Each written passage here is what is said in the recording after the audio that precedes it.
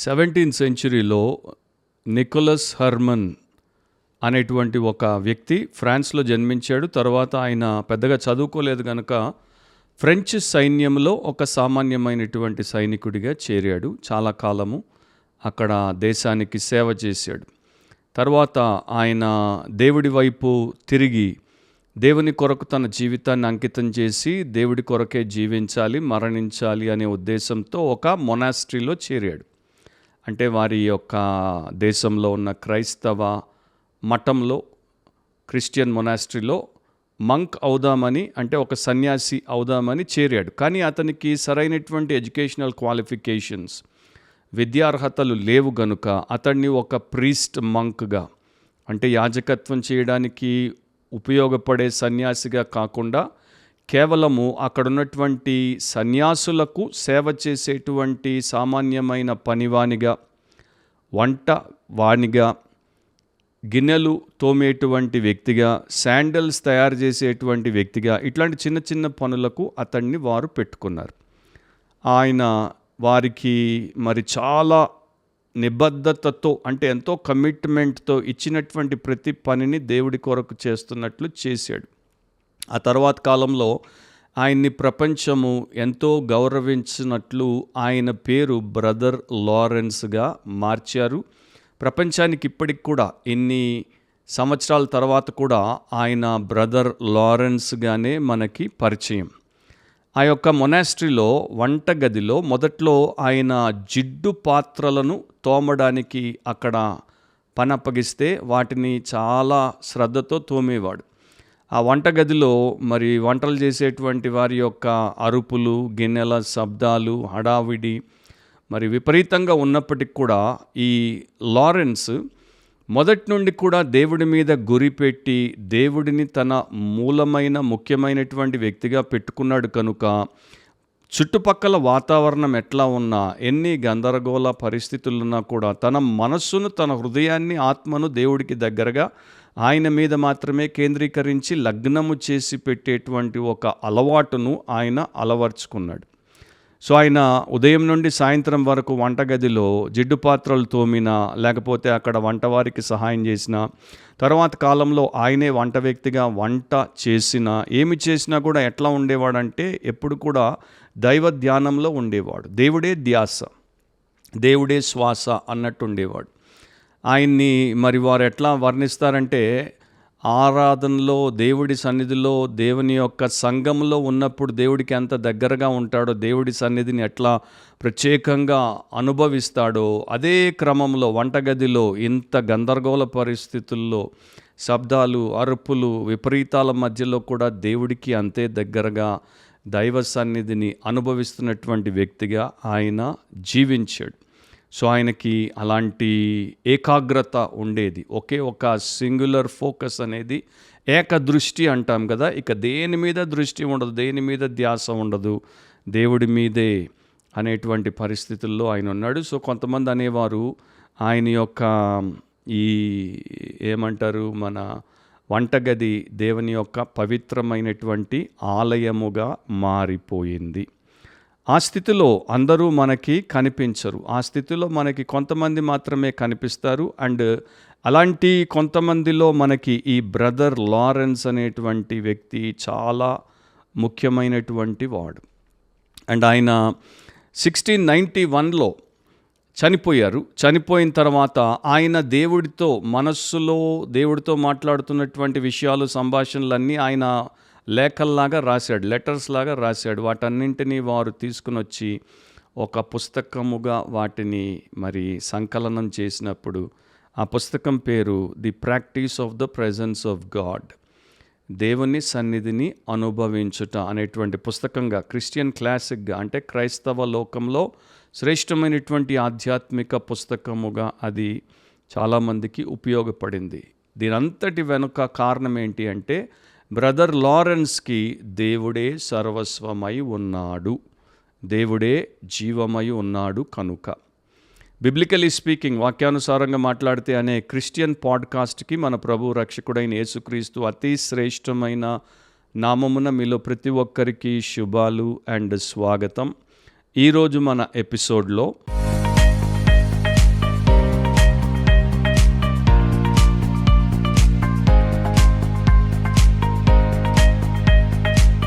ఈరోజు మన అంశము if God becomes your all in all. If God becomes your all in all. నీకు దేవుడే సర్వస్వం అయితే, నీకు దేవుడే సర్వస్వం అయితే. ఈ మధ్య 2 రోజుల క్రితము నేను ఒక పని చేస్తూ ఆలోచించినప్పుడు, దేవుడి యొక్క విషయాల గురించి ధ్యానిస్తున్నప్పుడు దేవుడు కొన్ని తలంపులు నాకు ఇచ్చాడు. ఆ తలంపులనే నేను ఈ యొక్క చిన్న పాడ్కాస్ట్గా మీ ముందు మీకు వినిపించాలని, మీకు కూడా ఆత్మీయంగా క్షేమాన్ని కలిగించాలని, ఏదైతే నేను చేయడానికి ప్రయత్నిస్తున్నానో దాన్ని మీరు కూడా చేసి మేలు పొందాలని, దేవుడిని మహిమపరచాలని ఆ ఉద్దేశంతో ఈ యొక్క బ్రీఫ్ పాడ్కాస్ట్ని నేను చేస్తున్నాను. సో మొదటిది, మనకు దేవుడే సర్వస్వం అయితే, if God becomes your all in all. మొదటి విషయం ఏంటంటే, దేవుడే నీ ధ్యాస అయితే, దేవుడే నీ ధ్యాస అయితే, if God becomes your singular focus. Hebrew పత్రిక 12వ అధ్యాయము 2వ వచనంలో, విశ్వాసమునకు కర్తయు దానిని కొనసాగించువాడునైనా యేసు వైపు చూచుచు మన ఎదుట ఉంచబడిన పందెములో ఓపికతో పరిగెత్తుదుము. రక్షింపబడినటువంటి విశ్వాసులు క్రీస్తు యేసు ద్వారా దేవునితో సంధి చేయబడి సమాధాన స్థితిలోనికి తేబడినటువంటి పాపులందరూ కూడా ప్రభు రక్తంలో కడుగబడి పరిశుద్ధాత్మతో నింపబడి పరిశుద్ధులుగా నియమించబడ్డారు. అండ్ ఈ పరిశుద్ధులకు దేవుడు వారి యొక్క జీవితాన్ని ఒక పందెముగా చూపిస్తున్నాడు. వారి ఎదుట ఉన్నటువంటి ఆ పందెములో వారు పరిగెత్తాలి. వారి జీవితమును దేవుడి యొక్క చిత్తమును చేయుటకు వారు వినియోగించాలి. అండ్ ఈ ప్రతి పరిశుద్ధుడు పరిశుద్ధురాలు వారి ఎదుట ఉన్నటువంటి పందెములో ఓపికతో పరిగెత్తాలి. ఎందుకంటే ఆ పందెంలో వారు అనేక విషయాలను ఎదుర్కోవాల్సి వస్తుంది. ఎన్నో రకాలైనటువంటి సమస్యలు, ఎన్నో రకాలైనటువంటి సవాళ్ళు, ఒడిదొడుకులు అండ్ ఇరుకులు, ఇబ్బందులు, శ్రమలు, ఒత్తిళ్లు ఎదుర్కోవాల్సి వస్తుంది. వాటిని అధిగమించడానికి, తర్వాత దేవుడి యొక్క సన్నిధిలోనికి అడుగు పెట్టడానికి, నిత్యత్వం ఆయనతో గడపడానికి వారు ఒక పని నిరంతరం చేస్తూనే ఉండాలి. విశ్వాసమునకు కర్త దానిని కొనసాగించువాడైన యేసు వైపు చూస్తూ ఉండాలి. రోజుకి ఎంతసేపు చూడాలి? వారానికి ఎన్నిసార్లు చూడాలి? నెలకి 4 సార్లు చూస్తే సరిపోతుందా? సంవత్సరానికి 3 సార్లు సంఘానికి వచ్చి ఆయన్ని నిశితంగా పరిశీలన చేసిపోతే సరిపోతుందా అని అనుకోవడానికి వీల్లేదు. నిరంతరము 24/7 ఆయన మన సింగులర్ ఫోకస్గా ఉండాలి. దేవుడు మనకు నిరంతర ధ్యాసగా ఉండాలి. మనము విశ్వాసానికి కర్త అంటే మనకు విశ్వాసం ఇచ్చింది ఆయనే, అండ్ మన విశ్వాసాన్ని కొనసాగించాల్సింది ఆయనే. ఇప్పుడు ఒక పందెంలో పరిగెత్తేటువంటి పరుగు పందెగాడు ధ్యాస దేని మీద పెడతాడు? అతని ఇంటివారి మీద కాదు, అతని యొక్క వ్యక్తిగత విషయాల మీద కాదు, అతని కుటుంబం మీద కాదు, స్నేహితుల మీద కాదు, అతనికి ఉన్నటువంటి ఇష్టాల మీద కాదు, ఆహారపు అలవాట్ల మీద కాదు, షికార్ల మీద కాదు, చుట్టూ ఉన్నటువంటి ఆ యొక్క ప్రేక్షకుల మీద, వారు చేసేటువంటి కామెంట్ల మీద, అరుపుల మీద, కేరింతల మీద కాదు. అతని దృష్టి, అతని ధ్యాస ఆ యొక్క గెలుపు గీత మీదే ఉంటుంది. ఆ యొక్క గీతను దాటేందుకు గురి మీదే అతడు ధ్యాసను పెడతాడు, దృష్టిని పెడతాడు. గెలుపొందుటయే అతని యొక్క ధ్యాస, అతని యొక్క దృష్టి. అదే ప్రకారము యేసు వైపు చూచేటువంటి ప్రతి యేసు శిష్యుడు, శిష్యురాలు దేవుడినే తమ ధ్యాసగా మార్చుకుంటే వారి జీవితంలో వారు దేవుని యొక్క మహిమార్థమై చాలా ఉపయోగపడేటువంటి సాధనముగా వాడబడతారు. అట్లాంటి ఒక వ్యక్తిని హెబ్రీ 11వ అధ్యాయంలో 27వ వచనంలో మనం చూడొచ్చు. విశ్వాసమును బట్టి అతడు అదృశ్యుడైన వానిని చూచుచున్నట్టు స్థిరబుద్ధి గలవాడై రాజాగ్రహమునకు భయపడక ఐగుప్తును విడిచిపోయాను. మోషే గురించి రాయబడింది అది. సో మోషే ఏం చేశాడు? ఆయనకి దేవుడి యందు విశ్వాసం ఉంది కనుక విశ్వాసమును బట్టి ఆయన దేవుని వైపే చూశాడు. అండ్ ఆ దేవుడు ఆత్మస్వరూపి, అదృశ్యుడు గనుక కంటికి కనబడని వానిని ఏ ప్రకారం చూడగలం? కంటికి కనిపించే వ్యక్తులను, కంటికి కనిపించే వస్తువులను చూస్తున్నాం, దాని మీద దృష్టి పెట్టాం, ఏకాగ్రతతో చూస్తున్నామంటే అందరూ చేయగలిగినటువంటి విషయం అనుకోవచ్చు. కానీ కనబడని వ్యక్తిని, అదృశ్యమైనటువంటి దేవుణ్ణి, ఆత్మస్వరూపిని చూడాలంటే ఆత్మీయంగా సాధన అవసరం, అభ్యాసం అవసరం, మనోనేత్రములను తెరవడం అవసరం. మనోనేత్రములను దేవుడి మీద లగ్నము చేసి ఆయన్ని ధ్యాసగా పెట్టుకోవడం, మరి ఏది కూడా కనపడకుండా అంతా బ్లర్ అయిపోయి ఆయన మాత్రమే ఆ యొక్క సింగులర్ ఫోకస్గా ఉండడం అది అవసరం. సో మోషే ఏం చేశాడు? ఐగుప్తులో ఉన్నటువంటి అంగరంగ వైభవము మీద దృష్టి పెట్టలేదు, అక్కడ ఉన్నటువంటి ఆస్తి అంతస్తుల మీద దృష్టి పెట్టలేదు, అక్కడ ఉన్నటువంటి వారి అందచందాల మీద దృష్టి పెట్టలేదు, అక్కడ ఆయనకున్నటువంటి ఆధిక్యతలు ఆశీర్వాదాల మీద దృష్టి పెట్టలేదు, భవిష్యత్తు జీవితం మీద దృష్టి పెట్టలేదు, ఫరో మీద దృష్టి పెట్టలేదు. ఆయన కేవలము దేవుడి మీద, అదృశ్యుడైనటువంటి ఆత్మస్వరూపి అయిన దేవుడి మీద ఏకైక లగ్నత అంటే ధ్యాస పెట్టాడు. అదే ఆయన జీవితం అయిపోయింది. అందుకనే ఘనుడిగా, విశ్వాస వీరుడిగా మన ఎదుట దేవుడి చేత పెట్టబడ్డాడు. ఇంగ్లాండ్ దేశంలో 18th and 19th సెంచురీస్లో, యాక్చువల్గా 1759లో జన్మించాడు, 1833లో మరణించాడు. ఆయన పేరు విలియం విల్బర్ ఫోర్స్. నౌ ఈయన ఇట్లాంటి సింగులర్ ఫోకస్తో జీవించినటువంటి ఒక పరిశుద్ధుడైన క్రైస్తవుడు అని ప్రపంచం గుర్తించి గౌరవిస్తూ ఉంటుంది. కారణం ఏంటి? ఆయన ఒక సంపన్న కుటుంబంలో పుట్టాడు, యవన కాలంలోనే మేధావిగా గుర్తింపబడ్డాడు. అండ్ అతనికి పార్లమెంట్లో అంటే ఇంగ్లీష్ పార్లమెంట్లో అతనికి స్థానము దక్కింది. రాజకీయాల్లో అతనికి ఎంతో గొప్ప ఉజ్వలమైనటువంటి భవిష్యత్తు ఉంది అని అందరూ భావించారు. అయితే 1784-85లో యవనంలోనే అతడు సువార్త విన్నప్పుడు అతని హృదయంలో దేవుని కొరకు ఒక బలమైనటువంటి పరివర్తన అనేది వచ్చింది. అతడు రక్షించబడ్డాడు. మొత్తం అంతా విడిచిపెట్టేసి దేవుని సేవకుడిని అయిపోదాం అనుకున్నాడు. కానీ అదే సమయంలో అతని స్నేహితుడు జాన్ న్యూటన్ అనేటువంటి క్రైస్తవ భక్తుడు, సేవకుడు, పూర్వము బానిసల వ్యాపారిగా అంటే మాజీ బానిసల వ్యాపారిగా ఉండి తర్వాత రక్షింపబడి దేవుని సేవలోనికి వచ్చి amazing grace, how sweet the sound అనేటువంటి భక్తి గీతాన్ని కోట్ల మందికి అందించినటువంటి ఆయన ఈ యొక్క విల్బర్ ఫోర్స్కి ఒక సలహా ఇచ్చాడు. అదేంటంటే, దేవుడు నిన్నుంచినటువంటి స్థానంలో నీవు 2 గొప్ప కార్యాలు చేయడానికి దేవుడు నిన్ను అక్కడ పెట్టాడు. అదేంటి? ఈ దేశము మరియు ఈ దేశంలో ఉన్నటువంటి సంఘం యొక్క శ్రేయస్సు కోసమే దేవుడు నిన్ను ఈ స్థానంలో హెచ్చించి పెట్టాడు. కనుక నీవు దానిని నెరవేర్చుటకు నిన్ను నీవు అప్పగించుకో. సో 1787లో విల్బర్ ఫోర్స్ తన వ్యక్తిగత డైరీలో ఇట్లా రాసుకున్నాడు. ఆయన జీవిత లక్ష్యం ఏంటి? సర్వశక్తిమంతుడైన దేవుడు నా ముందు 2 గొప్ప లక్ష్యాలను ఉంచాడు. ఒకటి, బానిసల వ్యాపారాన్ని పూర్తిగా నిర్మూలించడం, స్లేవ్ ట్రేడ్ అబాలిషన్. రెండవది, సమాజంలోని నైతిక విలువలను సంస్కరించడం, సొసైటీలో ఉన్నటువంటి మోరల్ వాల్యూస్ని రిఫార్మ్ చేయడం, అది కూడా బిబ్లికల్గా క్రీస్తునందున్నటువంటి విశ్వాస విలువలను బట్టి. సో విల్బర్ ఫోర్స్ దాని మీద దృష్టి పెట్టుకున్నాడు. ఎందుకంటే ఆ టైంలో ఇంగ్లాండ్లో ఉన్నటువంటి వారు రాజవంశీకులైనా లేకపోతే అక్కడ ఉన్నటువంటి భూస్వాములు, ధనవంతులైనటువంటి వ్యాపారులైన, అగ్రశ్రేణి రాజకీయ నాయకులైన వీరందరూ కూడా ఆఫ్రికా దేశంలో నుండి నల్ల జాతీయులను చెరపట్టి ఓడల మీద 100,000 వారిని పట్టుకుని వచ్చి బానిసల వ్యాపారం చేసి వారిని అమ్ముకుని బాగా డబ్బు సంపాదించేవారు. అండ్ ఇది ఇంగ్లాండ్లో ఉన్నటువంటి ఆ యొక్క సామ్రాజ్యానికి ఫైనాన్షియల్ బ్యాక్ బోన్గా అంటే ఆర్థికంగా వారికి వెన్నుముకగా ఉండింది. సో నెక్స్ట్ 20 years దీనికి వ్యతిరేకంగా విల్బర్ ఫోర్స్ పోరాడాడు. ప్రతి సంవత్సరం పార్లమెంట్లో ఈ బానిసత్వాన్ని నిరోధించడానికి బిల్లు ఆయన ప్రవేశపెడుతూనే వచ్చాడు. కానీ ఆయన్ని వ్యతిరేకించేవారు ఎక్కువ శాతం ఉన్నారు కనుక ప్రతి సంవత్సరం ఆయన్ని ఘోరంగా వారు ఎగతాళి చేసేవారు, ఈ బిల్లుని వాయిదా వేసేవారు. అండ్ ఆయన చేసేటువంటి ప్రతి ప్రయత్నాన్ని కూడా వారు కాలరా చేసేవారు.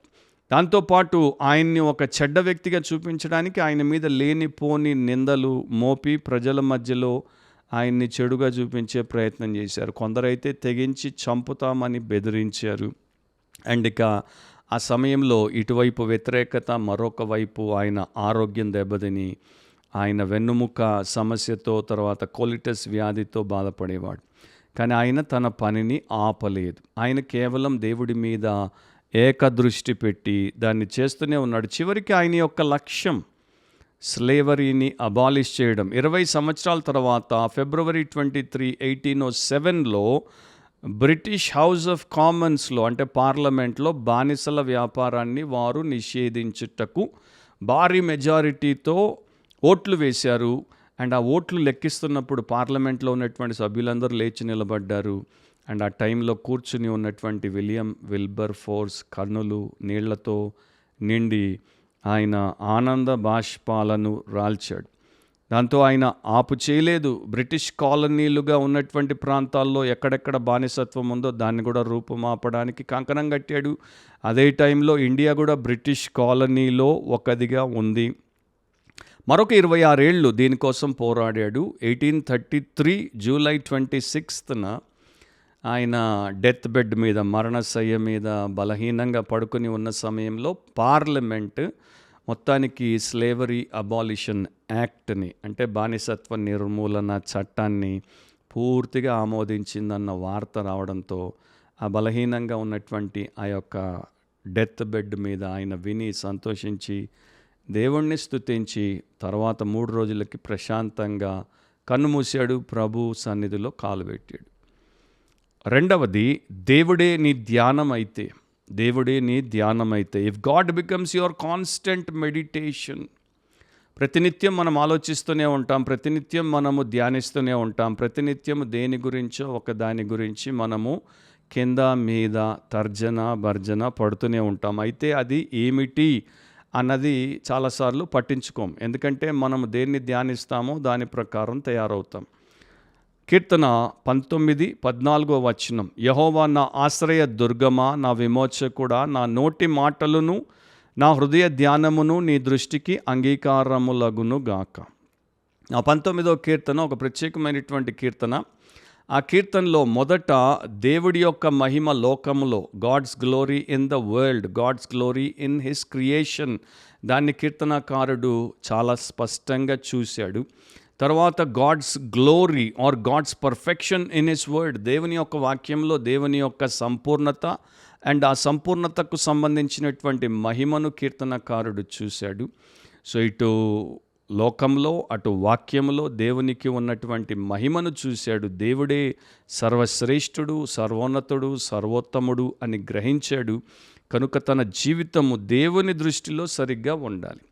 నా దృష్టిలో సరిగ్గా ఉండడం కాదు, నాకు నేను మంచోడిగా అనిపించడం కాదు, నీకు నేను మంచోడిగా అనిపించడం కాదు, నా వారికి నేను గొప్ప వ్యక్తిగా అనిపించడం కాదు. దీనంతటికీ వెనుక ఉన్నటువంటి ఆ పరమ సూత్రధారి దేవాది దేవుని యొక్క దృష్టిలో ఆ పరిపూర్ణుడు, పరిశుద్ధుడు, ప్రేమస్వరూపుడైనటువంటి ఆ దేవుని దృష్టిలో సమస్తము సరిగ్గా ఉండాలి.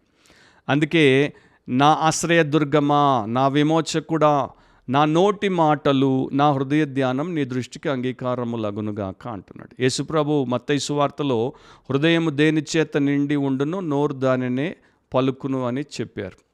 సో హృదయం నిండా దేవుడు ఉంటే నోటి నిండా దేవుడి మాటలు ఉంటాయి. హృదయం నిండా లోకం ఉంటే నోటి నిండా లోకపు మాటలు ఉంటాయి. హృదయం నిండా భక్తి ఉంటే నోరు తెరిస్తే భక్తి మాటలు వస్తాయి. హృదయం నిండా భ్రష్టత్వం ఉంటే నోరు తెరిస్తే భ్రష్టు కొట్టే మాటలు, వారు భ్రష్టులని, ఇతరులను భ్రష్టు కొట్టించే భ్రష్టులని, పరమ భ్రష్టులని నిరూపించుకుంటారు. సో దేవుని దృష్టిలో నీ దృష్టికి నా హృదయ ధ్యానము అంగీకారముగా ఉండునుగాక. ఈ అంగీకారం అనేది మరి ఓల్డ్ టెస్టమెంట్లో దేవుడు బలిని అర్పించినప్పుడు అంగీకరించాలి. ఆ బలిని నీవు ఎలా పడితే అలా తెచ్చేసి ఆయనకి ఇచ్చేస్తున్నాను అని అనుకుంటే సరిపోదు. యాజకుడు అంగీకరించి బలిగా అర్పించాలన్నా, నీవు తెచ్చింది దేవుడు అంగీకరించాలన్నా దేవుని దృష్టికి అది అంగీకారయోగ్యముగా ఉండాలి. ఆయన చెప్పినట్టు ఆయన యొక్క ఆజ్ఞ ప్రకారం, క్రమం ప్రకారం ఉండాలి. మరి నా హృదయ ధ్యానం ఎవరు మెచ్చుకోవాలి? నేను ఎన్నో విషయాల గురించి ఆలోచిస్తుంటాను, ధ్యానిస్తుంటాను.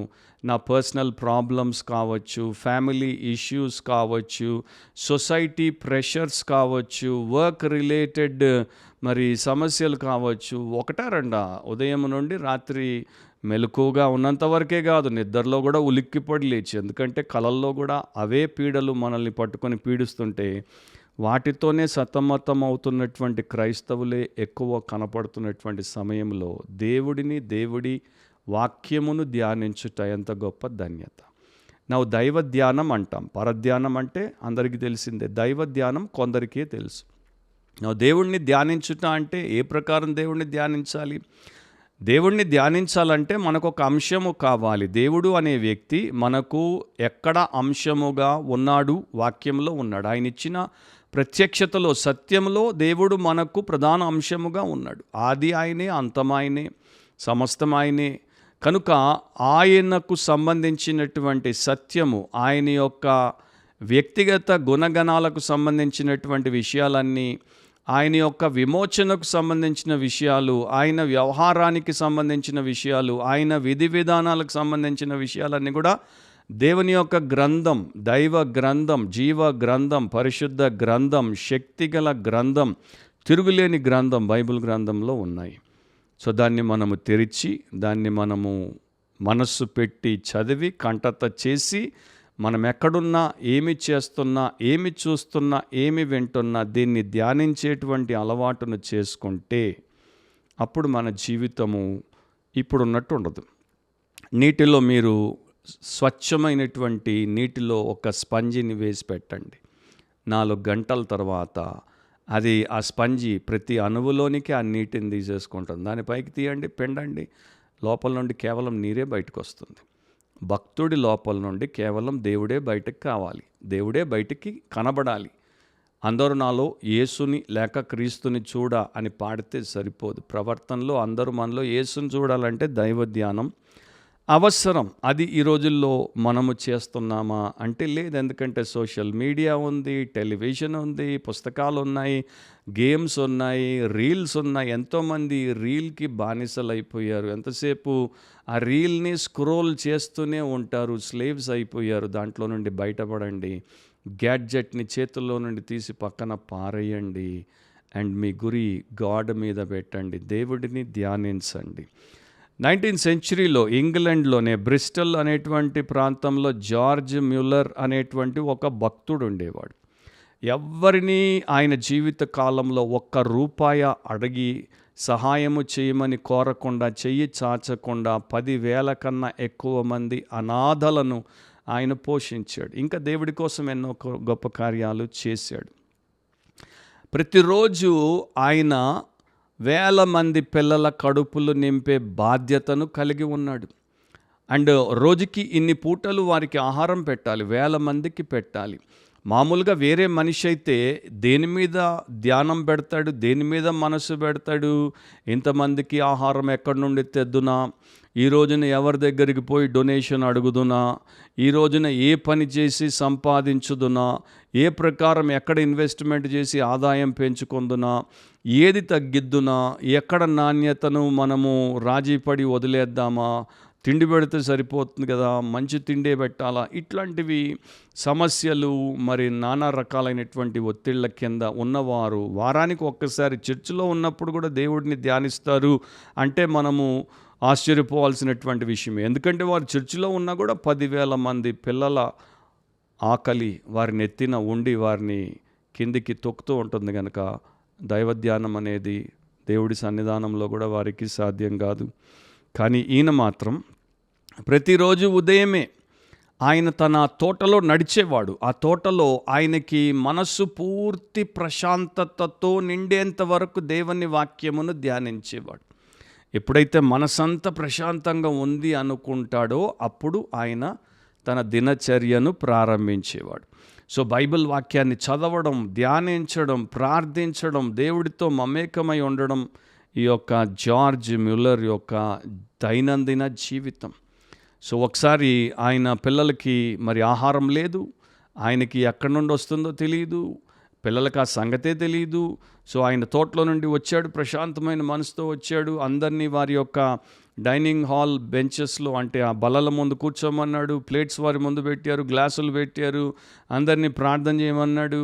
వారికి తెలియదు ఎక్కడి నుండి ఏమొస్తుందో, ఆయనకి తెలియదు. ప్రార్థన చేశారు. ప్రార్థన అయిపోగానే ఒక బేకరీ యజమాని వచ్చాడు. రాత్రి దేవుడు నాతో చెప్పాడు, ఈ రోజున ముల్లర్ గారి పిల్లలందరికీ బ్రెడ్ చేసి పెట్టమని. రాత్రంతా నేను బేకరీలో బ్రెడ్ తయారు చేశాను, బేక్ చేశాను, తెచ్చాను, ఇదిగోండి అని ప్లేట్ల నిండా బ్రెడ్ పెట్టాడు. అదే సమయంలో బయట ఒక శబ్దం వచ్చింది. ఒక పెద్ద వెహికల్ వచ్చి ఆగిపోయింది. ఆయన పాల వ్యాపారి పాల వ్యాన్ అక్కడ ఆగిపోయింది, పాడైంది కనుక. ఆయన వచ్చి అన్నాడు, ముల్లర్ గారు ఇది కదలదు, ఇక్కడున్న పాలను నేను వృధాగా పోయడం కన్నా మీ పిల్లలకి నేను ఇస్తానని చెప్పి ఆ ఖాళీ గ్లాస్ నిండా పాలు పోసి నింపేశాడు. సో ఆ పూట దేవుడు చక్కని తాజా రొట్టె అండ్ మంచి పాలతో పిల్లల ఆకలిని దేవుడు తీర్చాడు. సో దేవుని యందు ధ్యానము కలిగినటువంటి భక్తుల అనుభవాలు ఇవి. మూడవది, దేవుడే నీ ధర్మం అయితే. దేవుడే నీ ధర్మం అయితే, if God becomes your righteousness. 1 కొరింథీ 1:31 దేవుని మూలముగా ఆయన మనకు జ్ఞానమును, నీతియు, పరిశుద్ధతయు, విమోచనము నాయను. సో యేసుక్రీస్తు మనకేమై ఉన్నాడు అనేది ఆ యొక్క వచనంలో మనకి వివరంగా ఉంది. అక్కడ ఒక సత్యాన్ని మాత్రమే నేను ఇక్కడ క్లుప్తంగా చెప్తున్నాను. అదేంటంటే దేవుని మూలముగా ఆయన అంటే యేసుక్రీస్తు మనకు నీతి అయి ఉన్నాడు. నీతి అయి ఉన్నాడు. మనమందరం పాపులం, అవినీతి పరులం. కానీ దేవుడు క్రీస్తు ద్వారా సిలువలో మన కొరకు చేసినటువంటి విమోచన కార్యమును ఎప్పుడైతే విశ్వాసముతో మారు మనసుతో అంగీకరిస్తామో మనము పాప క్షమాపణ పొందాం, ఆత్మరక్షణ పొందాం. యేసుక్రీస్తు యొక్క నీతి ద్వారా నీతిమంతులముగా తీర్చబడ్డాం. ఆయన యందు నీతిలో నిలబడ్డాం. యేసు నీతి వస్త్రంతో కప్పబడ్డాం. నువ్వు నీతి వస్త్రంతో కప్పబడ్డాం, రక్షించబడ్డామని సంతోషిస్తే సరిపోదు. నీతి అనేది యేసులోనే ఉంది కనుక, యేసే నీతి కనుక ఆయన నీతిని మనము కలిగి ఉండాలి. ఆయన మనలో ఉన్నాడు, మనం ఆయనలో ఉన్నామని బైబిల్ చెప్తోంది. సో మనము నీతి అంటే ఈ సూర్యుని కింద ప్రపంచంలో మనకున్న ముందు తరాలలో ఉన్న చరిత్ర, ప్రస్తుతం నడుస్తున్న చరిత్ర అండ్ ఇతర విషయాలను మనం పరిగణలోనికి తీసుకొని అవసరం లేదు.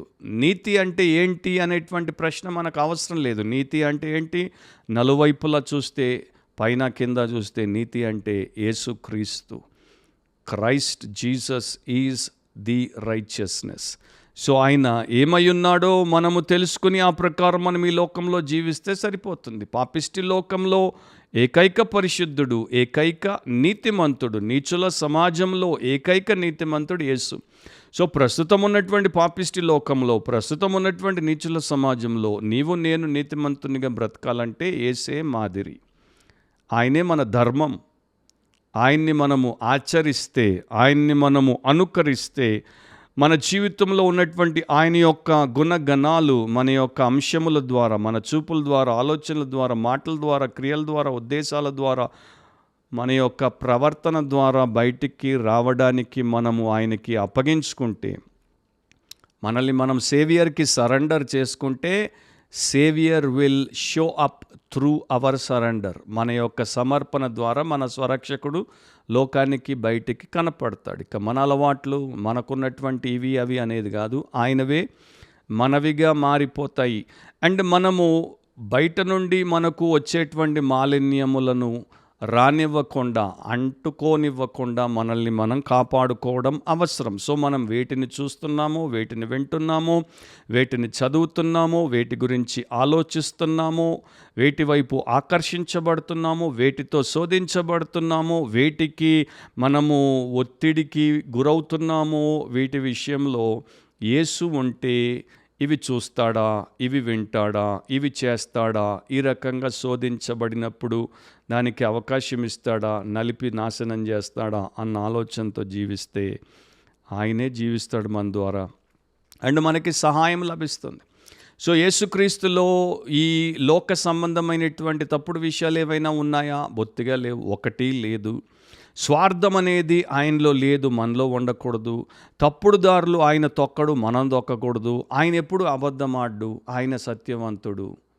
మరి అలాగే మనం కూడా అబద్ధాలు చెప్పి ఏదో ఒక స్వప్రయోజనం కోసము, లేకపోతే దేన్నో మనము వదులుకోకుండా ఉండడం కోసము, పోగొట్టుకోకుండా ఉండడం కోసం మనం ఉండకూడదు. మన మాట అవునంటే అవును, కాదంటే కాదు అని యేసుప్రభు చెప్పాడు. మనకి మొహమాటం ఉండకూడదు, ప్రేమతోనే సత్యాన్ని చెప్పాలి. అండ్ మనం కీడుకు ప్రతి కీడు చేయకూడదు. కోపానికి కోపము, దెబ్బకు దెబ్బ, అవమానానికి అవమానము, అన్యాయానికి అన్యాయము యేసు చెయ్యడు. సో యేసు సంబంధులు కూడా ఆ ప్రకారము నీతిని కలిగి జీవిస్తే ఉండరు. అధర్మానికి వారు అవకాశం ఇవ్వరు. క్రీస్తే వారి ధర్మం, క్రీస్తే వారి జీవితం.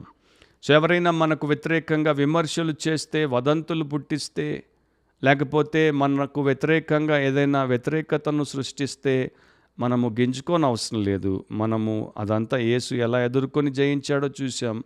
ఆయనలాగా ప్రవర్తిస్తే చాలు. క్రీస్తు శకం అంటే AD 249 నుండి 262 వరకు అనుకుంటాను. చరిత్రలో ఒక రోమన్ ప్లేగ్, సిప్రియన్ ప్లేగ్ అంటారు, విపరీతమైన వినాశకరమైనటువంటి ఒక రోగం వచ్చింది, అంటు రోగం వచ్చింది. ప్రతిదినం 5,000 మంది చనిపోయేవారు. అంటే అది అంటు రోగం కనుక ఈ అన్యులు, వారి కుటుంబీకులు, వారి సొంత ప్రియ సభ్యులు చనిపోయినప్పుడు లేక రోగగ్రస్తులైనప్పుడు, వారికి ఆ రోగం సోకినప్పుడు వారు వెంటనే ఇంట్లో నుండి బయటికి పంపించేసేవారు. వీధుల్లో వారిని విడిచిపెట్టేసేవారు. వారుంటే మాకు ఆ రోగం సోకుతుంది, మా ప్రాణం పోతుందని చెప్పి సొంత వారిని వీధుల్లోకి పారేశారు. వారు చచ్చిపోతే వారి యొక్క శవాలు తాకకుండా, సమాధి చేయకుండా వదిలేశారు. ఆ టైంలో, ఆ భయంకరమైనటువంటి టైంలో క్రైస్తవ విశ్వాసులు వీధుల్లోనికి వచ్చారు. ఆ అన్యులు ఎవరైతే వీరిని హింసిస్తూ వచ్చారో, పర్సిక్యూట్ చేస్తూ వచ్చారో, అక్కడ వారు ఆ యొక్క వ్యాధితో బలహీనంగా పడున్నప్పుడు వారిని తీసుకొని వీరింటికి తెచ్చుకొని వీరి ఇంట్లో వారి యొక్క రోగాన్ని కడిగి వారికి మందేసి వారికి చేయాల్సిన సపర్య అంతా చేశారు. వారు చనిపోతే గౌరవప్రదంగా వారిని పాతి పెట్టేవారు. ఇది రోమన్ సామ్రాజ్యం అంతటినీ దిమ్మ తిరిగేటట్టు ఆశ్చర్యచకితుల్ని చేసింది. అండ్ ఆ షార్ట్ పీరియడ్లో వేల మంది, లక్షల మంది క్రీస్తు గొప్పతనాన్ని గుర్తించి ఆయన వైపు తిరిగి క్రైస్తవులు అయ్యారు. ఈ రోజున ఆ పరిస్థితి ఉందా? ఆలోచించండి. 4వది, అప్పుడు ఆ మొదటి 3 దేవుడే నీ ధ్యాస అయితే, దేవుడే నీ ధ్యానం అయితే, దేవుడే నీ ధర్మం అయితే, ఇప్పుడు 4 చెప్పబోయేవి మనకు జరుగుతాయి. దేవుడే నీ ధైర్యం అవుతాడు, దేవుడే నీ ధైర్యం అవుతాడు. Then God becomes your courage. కీర్తన 27:1 యెహోవా నాకు వెలుగును, నా రక్షణయు నై ఉన్నాడు, నేను ఎవరికి భయపడుదును, యెహోవా నా ప్రాణదుర్గము, ఎవరికి వెరుతును. మనం పాడుకునేటువంటి ఒక భక్తి గీతం, క్రైస్తవ భక్తి గీతం తెలుగులో పాడతాం, యెహోవా నాకు వెలుగాయే. సో దాంట్లో ఆ పాత నిబంధనలో వెలుగు అంటే ప్రజలకి చాలా ప్రీతి. ఎందుకంటే చీకట్లో ఎక్కువ సమయం బ్రతికారు. మనకంటే ఇప్పుడు ఎలక్ట్రిసిటీ ఉంది, నానా రకాలైనటువంటి లైట్ని ఆర్టిఫిషియల్గా క్రియేట్ చేసేటువంటి టెక్నిక్ లేకపోతే టెక్నాలజీ ఉంది. కానీ ఆ రోజుల్లో అది లేదు. కేవలం లాంతరు కొవ్వొత్తి మాత్రమే, లేకపోతే కర్రల్ని మంట వేసి మండించుకోవడం. సో వారు ఎక్కువ సమయం చీకట్లో ఉండేవారు.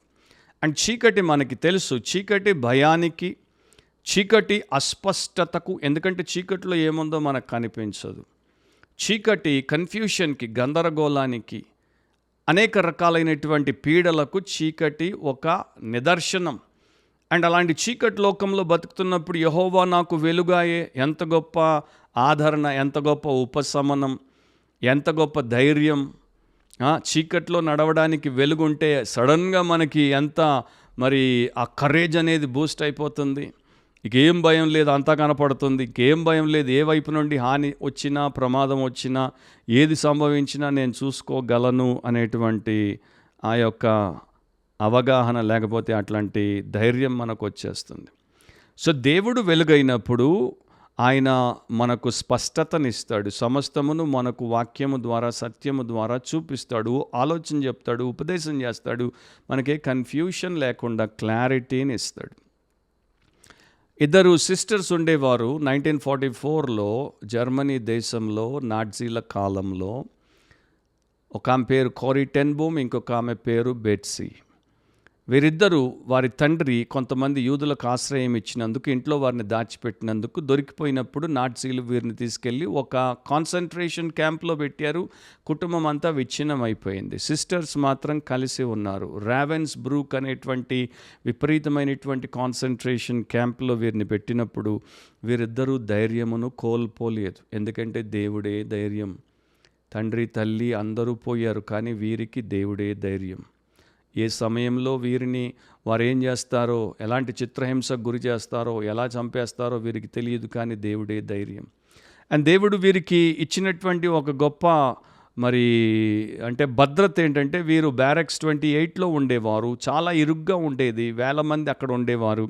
అయితే అక్కడికి వీరున్న ఆ గదికి, ఆ ప్రాంతానికి ఈ యొక్క నాట్జీ సోల్జర్స్ రాకుండా దేవుడు ఏం చేశాడంటే, వీరి గది చుట్టూ ఆ ప్రాంతం అంతటిని కూడా ఫ్లీస్తో, లైస్తో నింపేశాడు.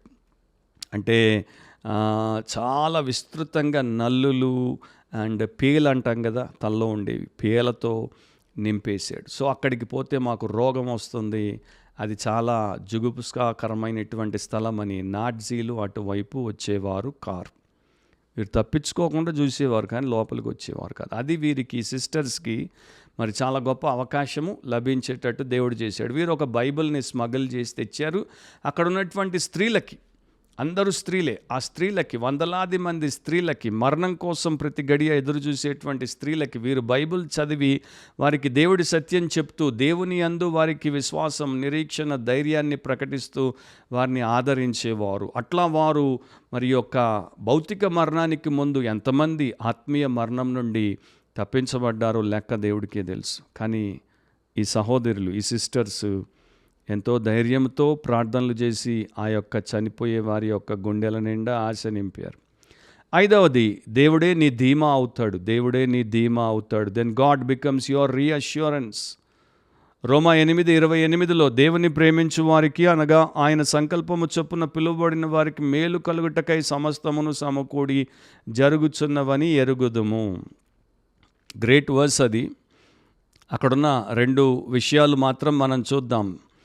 దేవుని ప్రేమించే వారికి అంటే ఆయన సంకల్పము చొప్పున పిలువబడిన వారికి, ఆయన ఎవరినైతే పిలుస్తాడో, ఆయన యొక్క అనాదికాల సంకల్పము చొప్పున ఎవరినైతే పిలుస్తాడో, పిలువబడిన వారు తప్పకుండా దేవుణ్ణి ప్రేమించేవారిగా ఉంటారు.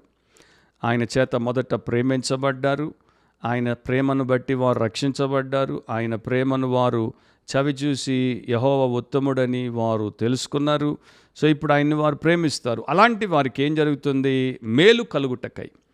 వారికి దేవుడు ఎప్పుడు కీడును చెయ్యడు. దేవుడు కీడును చెయ్యడు. దేవుడు వారికి మేలే చేస్తాడు. కానీ దేవుడు తన ప్రజలకి, తన పిల్లలకి కీడే సంభవించకుండా కాపాడుతాడు అని ఎక్కడా చెప్పలేదు. కీడులో మేలు చేస్తాడు. కీడైనా, హాని అయినా, అన్యాయమైనా, మరొకటైనా దాన్ని ఆయన సమస్తమును కూడా మేలుకరంగా మార్చేటువంటి గొప్ప దేవుడు. సో ఇక్కడ పౌలు ఏం చెప్తున్నాడు? ధీమా ఎక్కడుంది? రీఅష్యూరెన్స్ ఎక్కడుంది? సమస్తమును కూడా సమకూడి మేలు కలుగుటకే దేవుడు జరిపిస్తున్నాడు అని ఎరుగుదుము అంటున్నాడు. అంటే వి నో అని అంటున్నాడు పౌలు. మేము ఆశిస్తున్నాం అట్లా సమస్తము దేవుడు మన మేలు కొరకు జరిపిస్తాడని ఆశిస్తున్నాం అనట్లేదు, అనుకుంటున్నాం అనట్లేదు, భావిస్తున్నాం అనట్లేదు, కోరుకుంటున్నాం అనట్లేదు, కలగంటున్నాం అనట్లేదు, ఎరుగుదుము అంటున్నాడు. అంటే ఖచ్చితంగా ఒకటి మనకి తెలిస్తే మనకి ధీమా వస్తుంది. మనకు ఆ యొక్క రీఅష్యూరెన్స్ అంటే మన వెన్ను తట్టి ఏం పర్వాలేదు, నువ్వు పాస్ అవుతావు, ఏం పర్వాలేదు, నీ అప్లికేషన్ వారు యాక్సెప్ట్ చేస్తారు, అది సక్సెస్ఫుల్గా నీకు నీ యొక్క ఫలితాన్ని తెచ్చిపెడుతుంది. అది రీఅష్యూరెన్స్ అన్నమాట. నేనున్నాను, నేను చూసుకుంటాను, నువ్వు ధైర్యంగా ఉండు, ధీమాతో ఉండు అని అంటారు చూడండి పెద్దలు. ఆ ప్రకారము ధీమా. సో సమస్తం, కొంత మాత్రమే కాదు, సమస్తం మన లైఫ్లో ఉన్నటువంటి ఎవ్రీ ఎక్స్పీరియన్స్, ప్రతి అనుభవం, మంచి సమయాలు, చెడ్డ సమయాలు, సంతోషకరమైన విషయాలు, దుఃఖకరమైన విషయాలు, మనకు లాభాన్ని కలిగించేవి, మనకు నష్టాన్ని తెచ్చిపెట్టేవి, మనకి ఇష్టమైనవి, మనకు అయిష్టమైనవి, అన్నింటిని కూడా, సమస్తమును, అన్నింటిని కూడా దేవుడు దేన్ని వృధాగా పోనివ్వడు. అన్నింటిని తీసుకొని వాటిల్లో నుండి మనకు మేలును కలిగించున్నట్లు ఆయన పని చేస్తున్నాడు. అది మనకు వెంటనే తెలియకపోవచ్చు, కనబడకపోవచ్చు, కానీ God is working behind the curtain. దేవుడు తెర వెనకాల పనిచేస్తున్నాడు, ఆయన సమయంలో ఆయన సమస్తమును చేస్తాడు. అది మన ధీమా. అంటే ఒకటి గుర్తుపెట్టుకోవాలి, దేవుడు ఏ ప్రకారము మనకు మేలు చేస్తున్నాడు, లేకపోతే ఏ రకంగా మనకి సహాయము చేస్తున్నాడు, ఏదైనా సరే దేవుని యొక్క మేలుకరమైనటువంటి అంశం అంటే దాంట్లో మనము దేవుని వైపు, దేవుని యొక్క పరిశుద్ధత వైపు, దేవుని కుమారుడైన యేసుక్రీస్తు యొక్క స్వారూప్యములో ఎదిగేటువంటి ఆ స్థితిలోనికి మనం వస్తాం. సో దేవుని యొక్క ఉద్దేశం 29వ వచనంలో ఉంది. ఆయన కుమారుడు మరి యేసుక్రీస్తు స్వారూప్యంలోనికి మనము మారాలి. సో జీవితంలో ఆ శ్రమలు వచ్చినప్పుడు, శోధనలు వచ్చినప్పుడు, ఒత్తిళ్ళు వచ్చినప్పుడు మన స్వభావాన్ని అవి ఏం చేస్తాయంటే క్రీస్తు యొక్క రూపంలోనికి మార్చడానికి, మన విశ్వాసాన్ని, మనకున్నటువంటి సమస్త విషయాలను, సహనాన్ని మార్చడానికి అవి దేవుడి చేత వాడబడతాయి. 1873లో హొరాషియో స్పాఫోర్డ్ అనేటువంటి ఒక వ్యక్తి, ఒక ధనికుడైనటువంటి లాయర్, షికాగోలో ఉండేవాడు. మరి ఆ నగరం అంతా కూడా పెద్ద అగ్ని ప్రమాదానికి గురై ఆస్తి అంతా కోల్పోయాడు. ఆ టైంలో మరి కొంత ప్రశాంతత కోసం ఆయన భార్య, 4 కుమార్తెలు వేరే ప్రాంతానికి వెళ్ళి విశ్రాంతి తీసుకుని వద్దామనుకున్నారు. అందరూ ఒకేసారి వెళ్దాం అనుకున్నారు. చివరిలో ఆయనకి ఏదో ఒక పని రావడం చేత ఆయన ఆగిపోయాడు.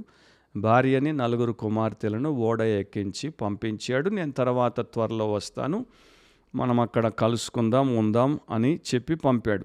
ఈ యొక్క ఓడ యూరోప్కి వెళ్తున్నప్పుడు అది కరెక్ట్గా మార్గ మధ్యలో మరొక ఓడను ఢీకొని అది పగిలిపోవడం చేత హొరాషియో యొక్క 4 డాటర్స్, యవనములో ఉన్నటువంటి 4 కుమార్తెలు సముద్రపు నీట మునిగి చనిపోయారు. భార్య అయితే బతికి బయటపడింది. అండ్ భార్య బోర్ నేడుస్తుంది, బాధపడుతుంది. ఆమె అటువైపు, ఈయన ఇటువైపు, మధ్యలో సముద్రం. సో హొరాషియో వెంటనే మరొక ఓడనెక్కి ఆ అట్లాంటిక్ మహాసముద్రం దాటుతున్నప్పుడు ఏ ప్లేస్లో అయితే ఆ ఓడలు ఢీకొని బద్దలయ్యాయో, ఎక్కడైతే 4 కుమార్తెలు మునిగి చనిపోయారో, ఈయన ప్రయాణం చేస్తున్నటువంటి ఓడ కెప్టెన్ చెప్పాడు, హొరాషియో, ఇదే ప్లేస్లో నీవు 4 బిడ్డల్ని కోల్పోయావు. అండ్ అది ఆ ప్లేస్ని చూశాడు. తర్వాత మెల్లగా వెనక్కి తిరిగి తన క్యాబిన్లోనికి వెళ్ళిపోయాడు. క్యాబిన్లోనికి వెళ్ళిపోయి అక్కడ నిరాశతో దేవుణ్ణి దుఃఖించి మరి మాట్లాడడమో, శపించడమో, నిలదీయడమో కాకుండా లోపలికి వెళ్ళిన తర్వాత నెమ్మదిగా కూర్చొని ప్రపంచ ప్రఖ్యాతిగాంచినటువంటి ఇంగ్లీష్ హిమ్ రాశాడు. When peace like a river attendeth my way, when sorrows like sea billows roll, whatever my lot thou hast taught me to say, it is well with my soul, it is well with my soul, it is well with my soul. తెలుగులో, నా మార్గంలో సమాధానము నది వలె ప్రవహించినప్పుడు, దుఃఖములు సముద్రపు అలల వలె విరుచుకుపడినప్పుడు, నా పరిస్థితి ఏదైనప్పటికీ నన్ను నేను ఇలా చెప్పుకునేలా నీవు నాకు నేర్పావు. నా ఆత్మకు క్షేమమే, నా ఆత్మ క్షేమమే, నా ఆత్మకు క్షేమమే, క్షేమమే, నా ఆత్మకు క్షేమమే. అట్లా ఆయనకి దేవుడే ధీమా అయ్యాడు. 6వది, దేవుడే నీ దుర్గం అవుతాడు. దేవుడే నీ దుర్గం అవుతాడు. Then God becomes your fortress. 46వ కీర్తన మొత్తం అంతా నాకు ఇష్టమైంది. మొదటి వచనం ఇంకా ప్రియమైంది. సో 46వ కీర్తన 1వ వచనంలో, దేవుడు మనకు ఆశ్రయమును దుర్గమునై ఉన్నాడు, ఆపత్కాలంలో ఆయన నమ్ముకొనదగిన సహాయకుడు.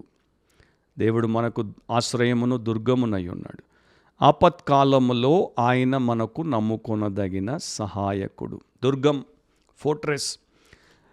దేవుడు నాకు ఇచ్చినటువంటి ఆధిక్యతలో మరి నేను కొన్ని ప్రపంచ దేశాలకు వెళ్ళినప్పుడు, హిస్టారికల్ మరి ప్లేసెస్కి వెళ్ళినప్పుడు పురాతనమైనటువంటి కోటలను సందర్శించడం జరిగింది. ఆ కోట నేల మీద ఉన్న, ఆ కోట పర్వతం మీద ఉన్న, కొండ మీద ఉన్న ఆ కోటల్లోనికి వెళ్ళేవాడిని. చరిత్ర అంటే ఇష్టం కనుక, చరిత్ర విద్యార్థిని కనుక ఆ కోటల గురించి చదవడం, చూడడం చేసేవాడిని. అట్లా పూర్తిగా ఇంకా నిలిచి ఉన్న కోటలు, సగం పడిపోయిన కోటలు, మరి 1/3 ఉన్న కోటలు, రకరకాల కోటలు, బలమైన కోటలు నేను చూశాను. వాటిలో ఉన్నాను, తిరిగాను, తాకాను అండ్ అక్కడ నుండి వచ్చాను. సో కోటకి ఉన్నటువంటి ఒక గొప్ప విశేషం ఏంటంటే, అది లోపల ఉన్నటువంటి వారికి, ముఖ్యంగా సైనికులకు సురక్షితమైనటువంటి స్థావరం.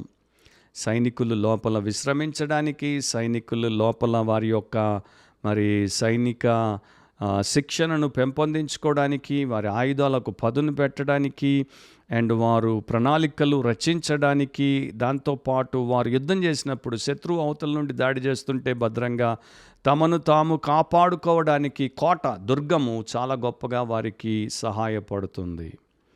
అంటే ఆ రోజుల్లో పెద్ద పెద్ద రాళ్ళు విసిరేవారు శత్రువులు. సో ఒక సైనికుడు లేకపోతే ఒక 100 మంది సైన్యం ఉందనుకుందాం, వారి మీద పెద్ద పెద్ద బండరాళ్ళు వేస్తే వారు సింగిల్ హ్యాండెడ్గా వారి చేతులతో లేకపోతే వారి దగ్గర ఉన్నటువంటి ఆయుధాలతో వాటిని ఎదుర్కోలేరు. అవి వారిని గాయపరుస్తాయి, వారిని నలగొట్టేస్తాయి, వారిని చంపేస్తాయి. కనుక వారు ఏం చేస్తారు, వాటి దాటికి తట్టుకోలేరు కనుక వారు లోపలికి కోటలోనికి వెళ్ళిపోతారు, దుర్గంలోనికి వెళ్ళిపోయి దాక్కుంటారు, తలుపులు వేసుకుంటారు. సో వారు వేసే పెద్ద రాళ్ళు వచ్చి కోట గోడలకి, దుర్గానికి తాకుతాయి, దుర్గం ఎదుర్కొంటుంది. సో ఇక్కడ కీర్తనకారుడు అంటున్నాడు, దేవుడు ఆశ్రయమును దుర్గమునై ఉన్నాడు. జీవితంలో మనకు అలాంటి పరిస్థితులు ఎదురైనప్పుడు ఆయనలో మనం దాక్కుంటే, ప్రార్థన ద్వారా దాక్కుంటే, విశ్వాసం ద్వారా దాక్కుంటే ఆయన మనల్ని భద్రపరుస్తాడు. సో ఆ ప్రకారం దేవుడు మనకు దుర్గముగా ఉంటాడు. చివరిది, దేవుడే నీ దీవెన అవుతాడు. Then God becomes your blessing, then God becomes your blessing. యాకోబు 1:17 శ్రేష్టమైన ప్రతి ఈవియు సంపూర్ణమైన ప్రతి వరమును పరసంబంధమైనదై జ్యోతిర్మయుడగు తండ్రి యొద్ద నుండి వచ్చును. సో లోకంలో ఒక మనిషికి కావలసినటువంటి శ్రేష్టమైనవి, సంపూర్ణమైనవి ఒకే సోర్స్ నుండి వస్తాయి, ఒకే మూలాల నుండి వస్తాయి, దేవుడి దగ్గర నుండి వస్తాయి. పరసంబంధమైనవి, భూ సంబంధమైనవి కావు. మన జీవితం అంతా భూ సంబంధమైన వాటిని వెతుక్కోవడానికి, వాటిని సంపాదించుకోవడానికి వెంపర్లాడుతూ బ్రతుకుతాం. మనము ఒకప్పుడు పంది లాగా ఉండొచ్చు. పంది ఎప్పుడు మూతిని మురికిలోనే పెడుతుంది, నేలనే చూస్తుంది, నెంగిని చూడదు. అలాంటి వ్యక్తులను గొర్రెలుగా మార్చాడు. అండ్ గొర్రెలకు కూడా బుద్ధి లేదు, కాకపోతే గొర్రెలకు కాపరు ఉన్నాడు. కాపరి ద్వారా గొర్రెలు అంతకు మునుపు చూడగలిగేటువంటి స్థితిలోనికి వచ్చాయి. కాపరి ఎప్పుడు వాటిని పచ్చిక బయల్లో శాంతికరమైన జలముల యొద్దకే నడిపిస్తాడు. సో ఈ పరలోకమందున్నటువంటి మన తండ్రి, జ్యోతిర్మయుడగు తండ్రి మనకి శ్రేష్టమైన ప్రతి ఈవి, సంపూర్ణమైన ప్రతి వరమును ఇస్తాడు. అంటే మంచంతా ఆయన దగ్గరే ఉంది, మేలంతా ఆయన దగ్గరే ఉంది. ఆయన ఇచ్చేటువంటి ఈవులు, వరాలు మనల్ని పాడు చేయవు, చెడగొట్టవు. దేవుడి దగ్గర నుండి వచ్చేటువంటి మేలైనా, దేవుడి దగ్గర నుండి వచ్చేటువంటి వరమైనా, దేవుడి దగ్గర నుండి వచ్చేటువంటి ఈవైనా, దేవుడి దగ్గర నుండి మనకు కలిగేటువంటి ఏ ప్రయోజనమైనా ఎట్టి పరిస్థితుల్లో మనల్ని దేవుడికి దూరము చెయ్యదు, మనల్ని లోకం వైపు తీసుకెళ్ళదు. అది మనము లోకంలో ఉంటే దేవుడి వైపుకు తీసుకుని వస్తుంది. సో దేవుడి దగ్గర నుండి వచ్చేవి మనల్ని పాడు చేయవు. లోకం మనకిచ్చేది మనకు పాడవచ్చు, అంటే మనల్ని పాడు చేయొచ్చు. సాతాను మన ముందు ఎరవేసేవి మనల్ని పాడు చేయొచ్చు. మన శరీరం ద్వారా మనం తెచ్చిపెట్టుకున్నవి మనల్ని పాడు చేయొచ్చు. ఎంతోమంది ఉద్యోగం రాగానే దేవుడిని వదిలిపెడతారు, సంఘాన్ని వదిలిపెడతారు, విశ్వాసాన్ని వదిలిపెడతారు, ప్రార్థన ఉండదు, బైబిల్ పట్టణ ఉండదు, సువార్త సేవ ఉండదు, ఇవ్వడం ఉండదు, ఏముండదు, చెడిపోయారు. ఆ ఉద్యోగం దేవుడు ఇచ్చాడని వారు అనుకుంటున్నారు, దేవుడికి స్తోత్రం చెప్తున్నారు. ఒక్కసారి వచ్చి ఒక కానుక కవర్లో పెట్టి ఆయనకి ఇచ్చేసారు, ఇక కనబడకుండా పోయారు. ఆ ఉద్యోగం దేవుడిచ్చాడా? ఇవ్వలేదు. దేవుడిచ్చిన ఉద్యోగంలో ఈ మనిషి అక్కడ ఉంటాడు, దేవుడి ప్రతినిధిగా ఉంటాడు, దేవుడి ప్రతిబింబంగా ఉంటాడు, దేవుడి పరిచారకుడిగా ఉంటాడు. ఆ ఉద్యోగ స్థలాన్ని దేవుని కొరకు అతడు ప్రభావితం చేస్తాడు. ఇంకా ఒకరినో, ఇద్దరినో, ముగ్గురినో అక్కడోళ్ళని సంఘానికి తెస్తాడు. సంఘంలో బలంగా, స్థిరంగా ఉంటాడు. అక్కడ కూడా గొప్ప సాక్షిగా దేవుడి యొక్క కార్యాలకు ఉపయోగపడతాడు. వ్యత్యాసం తెలుసుకోండి. బొత్తిగా వాక్యము, వివేచన లేకుండా ఉన్నవారే క్రైస్తవ లోకంలో పెరిగిపోతున్నప్పుడు మాలాంటి సేవకులకి ఎంత దుఃఖం. సో దేవుడి యొక్క ఆశీర్వాదాల్లో సైడ్ ఎఫెక్ట్స్ ఉండవు, చెడు దుష్ప్రభావాలు ఉండవు. ఆయన మనకి ఏదిచ్చినా కూడా అది మేలుకరమే. సో ఈయన జ్యోతిర్మయుడగు తండ్రి, ఫాదర్ ఆఫ్ లైట్స్. సూర్యుడిలో ఎలా చీకటి ఉండదో ఈయనలో ఏ చెడు ఉండదు. అండ్ ఈయన మన ఫాదర్. మన చెడ్డ తండ్రులే మనకు మంచి ఈవులు నెరిగి ఉండగా అని యేసుప్రభు ఒక చోట చెప్పాడు కదా. సో ఈ మంచి తండ్రి, సంపూర్ణుడైనటువంటి ఈ శ్రేష్టమైనటువంటి తండ్రి మనకిచ్చేవి శ్రేష్టమైనవిగా, సంపూర్ణమైనవిగా ఉంటాయి. అండ్ దీనిలో ఏ చంచలత్వము లేదు. దేవుడికి మూడ్ స్వింగ్స్ లేవు. మన ఫాదర్, మన మదర్ మనకు ఒకటి ప్రామిస్ చేయొచ్చు, నువ్వు మంచిగా ఉంటే నేను నీకు ఇది ఇస్తాను, కానీ దాని తర్వాత వారికి ఏదో ఒక సమస్య వచ్చో, వారి మూడు మారిపోయో, ఇక నేను ఇవ్వనులే పో, ఏదో చెప్పాను కానీ ఇప్పుడు నేను చెయ్యను, ఇవ్వను, ఏం చేసుకుంటావో చేసుకోపో అని మనల్ని వారు వదిలించుకుంటారు. ఫ్రెండ్స్ అయినా అంతే, బాస్ అయినా అంతే, సమాజంలో రిలేటివ్ అయినా అంతే. ఇస్తాను చేస్తాను అని ఈ రోజున అన్నవాడు రేపు ఇవ్వను చెయ్యను, ఏం చేసుకుంటావో పో అనేవారు ఉంటారు. దేవుడు అట్లా ఎప్పుడు చేయడు. సో దేవుడు ఒక్కడే నమ్మదగిన వాడు, దేవుడు ఒక్కడే నిజమైన వాడు, నీతిమంతుడు, నిత్యమైన వాడు. ఆయనే మనకు దీవెనగా ఉంటే మనం దిక్కులేని వారుగా ఉండాల్సినటువంటి అవసరము రానే రాదు. అండ్ దేవుడిని వదిలేసి దిక్కులేని వారిలాగా దిక్కులన్నీ తిరిగేవారు దిక్కు లేకుండానే ఉంటారు. చివరి మాట, 1800s వేల్స్లో, ఇంగ్లాండ్లోని వేల్స్ అనేటువంటి చిన్న దేశంలో మేరీ జోన్స్ అనేటువంటి ఒక యువతి ఉండేది. 1784లో ఒక గ్రామంలో, వేల్స్లో ఉన్నటువంటి ఒక గ్రామంలో, ఒక పేద కుటుంబంలో మేరీ జన్మించింది. ఆ కాలంలో బైబిల్స్ అనేవి అరుదుగా ఉండేవి, కొంతమంది దగ్గరే ఉండేవి, ఖరీదైనవిగా ఉండేవి. సో ఈ పాపకి దేవుడి వాక్యము చాలా ప్రీతిగా ఉండింది. విన్నది కనుక చదవాలనుకునేది. ఎవరి దగ్గర బైబిల్ లేదు. కొంత దూరంలో ఉన్నటువంటి ఒక ఫామ్లో ఒక కుటుంబం ఉండేది, వారి దగ్గర ఒకే ఒక బైబిల్ ఉందన్నప్పుడు అక్కడికి నడుచుకుంటూ పోయి ఆ బైబిల్ చదువుకుని వచ్చేది. తనకు అనిపించింది, నేను ఎప్పుడో కానీ పోయి చదువుకోవడానికి మరి ఇది బాగాలేదు, ప్రతినిత్యం బైబిల్ నాతో ఉండాలి, ప్రతినిత్యం బైబిల్ వాక్యాన్ని నేను చదువుకోవాలి, అది నాకు జీవము, అదే నాకు సమస్తము. కనుక నేనేం చేస్తానంటే నేను డబ్బు సంపాదించి కూడబెట్టి బైబిల్ కొనుక్కుంటాను, సొంత బైబిల్ని కలిగి ఉంటాను. 6 సంవత్సరాలు కష్టపడింది ఆ పాప. 6 సంవత్సరాలు కష్టపడి సొంత భాషలో బైబిల్ కొనుక్కోవడానికి ఏం చేసింది? రూపాయే తాను సంపాదించింది దాచుకున్నది.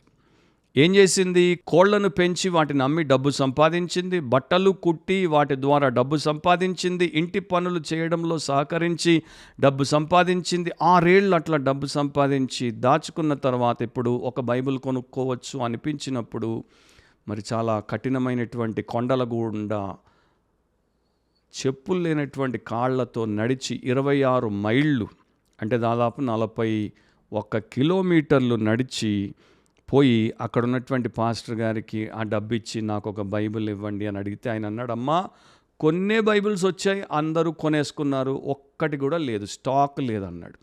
వెంటనే ఏడ్చేసింది బోర్న. 6 ఏళ్ల ప్రయాసానికి పరిశుద్ధ గ్రంథం చేతుల్లోనికి వస్తుందనుకుంటే లేదంటున్నాడు పాస్టర్ గారు. ఆమెను చూసి, ఆమె చెప్పులు లేని కాళ్ళను చూసి, ఆమె ప్రయాణం చేసి వచ్చినటువంటి 26 మైళ్ళను, ఆ కఠిన ప్రయాణాన్ని, ఆమె ఆ లేత వయసులో యవన హృదయంలో ఉన్నటువంటి బైబిల్ పట్ల ప్రీతిని, భక్తిని చూసి ఆ పాస్టర్ చెలించిపోయి అన్నాడమ్మా ఏం వరి అవ్వద్దు, నేను నిన్ను నిరాశతో పంపను, నా వ్యక్తిగత బైబిల్ని నీకు ఇస్తానని ఆయన సొంత బైబిల్ని పాస్టర్ ఆమెకి ఇచ్చేసాడు. మేరీ ఎంతో సంతోషంతో ఆ బైబిల్ తీసుకొని ఇంటికి వచ్చింది. అండ్ ఆ పాస్టర్ ఇది చూసి చలించి తన స్నేహితుల దగ్గరికి వెళ్ళి, కొంతమంది క్రైస్తవ పెద్దల దగ్గరికి వెళ్ళి చెప్పాడు, ఇట్లాంటి వారు దేశంలో ఉన్నారు, ఇతర ప్రాంతాల్లో ఉన్నారు, మనం బైబిల్స్ని వీరికి అందుబాటులోకి తేవాలి, వీరి చేతుల్లో బైబిల్స్ని పెట్టాలి అని చెప్పి అప్పుడు బ్రిటిష్ అండ్ ఫారిన్ బైబిల్ సొసైటీని స్థాపించారు. సో బ్రిటన్లో అండ్ ఫారిన్ ల్యాండ్స్లో బైబిల్ని అందజేసేటువంటి పరిచర్య, ఈ ఆర్గనైజేషన్ స్టార్ట్ అవ్వడానికి కారణం ఎవరు? ఆ యువతి మేరీ, వేల్స్లోని మేరీ. ఆమె ఆసక్తి, ఆమె భక్తి, ఆమె వాక్య ప్రీతిని చూసి వారు అలా చేశారు. దేవుడు అట్లా ఈరోజున ప్రపంచవ్యాప్తంగా కోట్ల మంది చేతుల్లోనికి వ్యక్తిగతంగా వారి భాషలో బైబిల్ రావడానికి వాడుకున్నాడు. సో నా ప్రియ సహోదరి సహోదరుడా, నీకు దేవుడే సర్వస్వం అవుతే, if God becomes your all in all, your life will be completely different. నీ జీవితం సంపూర్ణంగా వేరుగా ఉంటుంది. నామకార్థంగా, నాసిరకంగా, నీచంగా ఉండనే ఉండదు. నీలో ఉన్న నాణ్యత క్రీస్తులో ఉన్నట్టు ఉంటుంది. అట్లాంటి జీవితానికి దేవుడు నన్ను పిలుస్తున్నాడు. కనుక వెంటనే నీ పాపం ఒప్పుకో, నీవు దాన్ని విడిచిపెట్టు, యేసును చూడు. యేసు నీ విమోచకుడు, యేసే నీ రక్షకుడు, యేసే నీ ప్రాయశ్చిత్త కర్త. ఆయన యందు విశ్వాసంతో మారు మనసు పొంది రక్షించబడిన వ్యక్తివైతే ఈ ప్రకారం నీ జీవితాన్ని ఆయనకి సమర్పించుకొని జీవించు, దేవుడు నిన్ను బహుగా దీవిస్తాడు, ఎంతోమందికి దీవెనగా మారుస్తాడు. మరొకసారి బిబ్లికలీ స్పీకింగ్, వాక్యానుసారంగా మాట్లాడితే అనే క్రిస్టియన్ పాడ్కాస్ట్లో దేవుడు మనల్ని కలిపేంత వరకు గుర్తుపెట్టుకుందాం. వాక్యానుసారంగా ఆలోచిద్దాం, వాక్యానుసారంగా కోరుకుందాం, వాక్యానుసారంగా మాట్లాడదాం, వాక్యానుసారంగా ప్రవర్తిద్దాం, వాక్యానుసారంగా జీవిద్దాం. God bless you all. See you soon. Amen.